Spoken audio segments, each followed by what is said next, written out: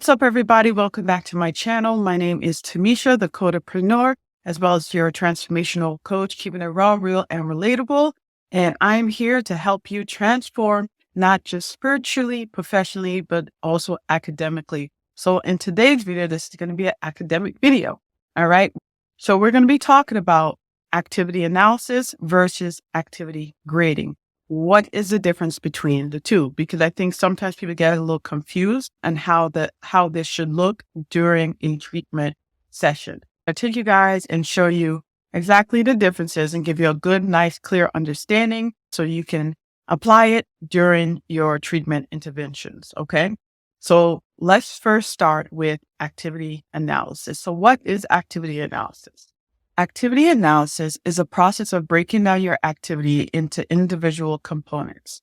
The best definition I can tell you is it is simply the breaking down of steps into individual components. So that can be the breakdown of actions, the breakdown of steps. That can be the breakdown of items required or skills required. Okay, so let me write this on the board. So activity analysis in a nutshell is breaking down of a task or breaking down of an activity. Okay.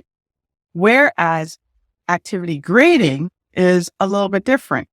So activity grading is modifying an activity. Okay. So modifying the activity can either modify it gradually by increasing the difficulty or decreasing the level of difficulty. So I'm going to write this here. So activity grading is modify a task. Okay. So that's the difference between the two. One is breaking down the task. The other is modifying the task. So whenever you think of modifying the task, you can think of increasing the level of difficulty or decreasing the level of difficulty. So the benefit of activity analysis and why it's important to us as therapists is because it helps us tailor our intervention. Okay. So I'm going to go ahead and write that here. So it helps us tailor our intervention. It also helps us to assess and locate barriers. And it also allows us to address the challenges that our patient is facing. Okay. So this is the important part of activity analysis. It allows us to, one, tailor our intervention accordingly depending on our patient. It also helps us to see what barriers and challenges they may be facing. And it also allows us to really assess where our patient is. So let me put assess. Okay. So these two really work hand in hand because once you do your activity analysis and you break down the steps for your patient, you see where they're at. Then you can also go ahead and grade it. Okay. So you can increase it, you can decrease it. And I'm going to also give you guys an example of this, how this looks like. So now purpose, right? Let's talk about what is the purpose we said already over here for activity analysis. Let's talk about what the purpose is for activity grading. So with activity grading, we are going to be looking at our patient's skill level. We're also going to see how we can promote improvement. Okay.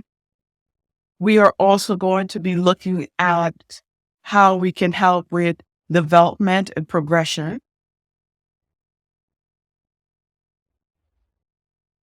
Once we have these components, then we're going to move accordingly, right? So the end goal, whenever you're doing an activity analysis and you're doing an activity grading, keep it simple by just saying goal, but also their highest functional level. All right. So I hope that this makes sense to you guys. So what I'm going to do, I'm going to give you an example and we're going to put it together so you can see exactly what I mean when I'm talking about activity analysis and activity grading, and what does this actually look like when it comes to a treatment session. Okay, so let's look at how we can actually put this into action, into play. So let's use meal prep. I feel like meal prep is something that's very basic and very straightforward in the therapy world. So I'm going to just write it right across here. So we're going to talk about meal prep. Okay.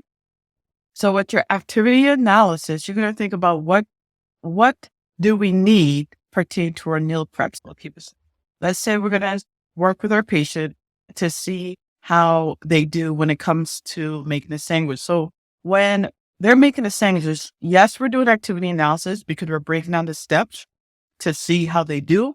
But really, we are looking to see how they are when it comes to safety.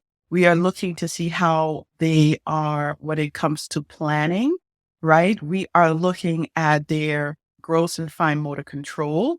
If they are walking to take items out of the refrigerator, we are looking at their balance. So there's so much things that you're doing with this.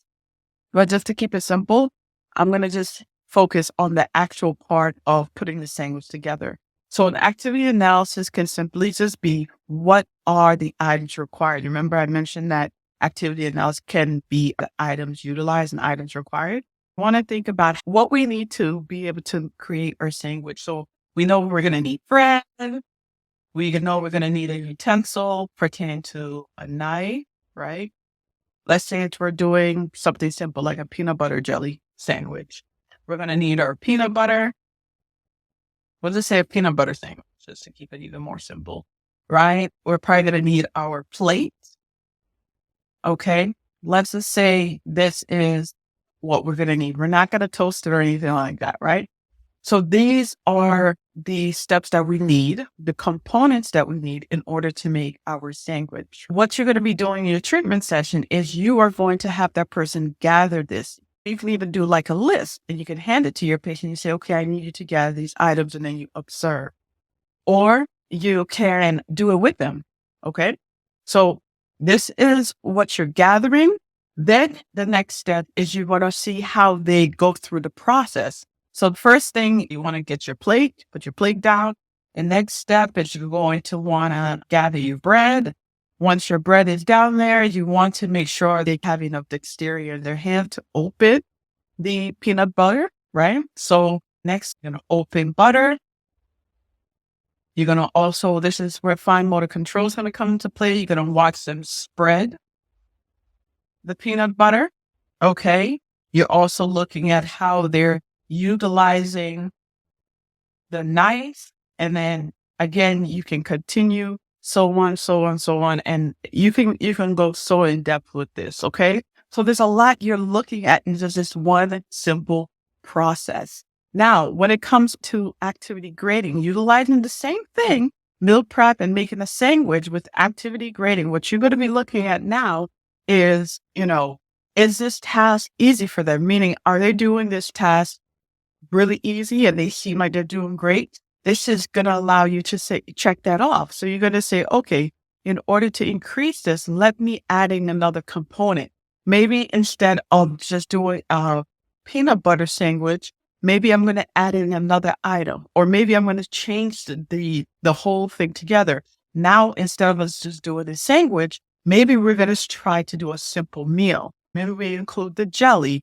Maybe we grab a drink, right? So this is how you can increase the level of difficulty pertaining to this. Or you can even include more steps. How you can downgrade this activity is maybe you're taking a component away, right? Maybe all you're doing, instead of actually putting the sandwich together, maybe you're just simply gathering the items. Okay. So I hope that this video was helpful. If you have any questions, just definitely go ahead, leave it in the comments below. Be sure to like, share, and subscribe. All right. Bye-bye.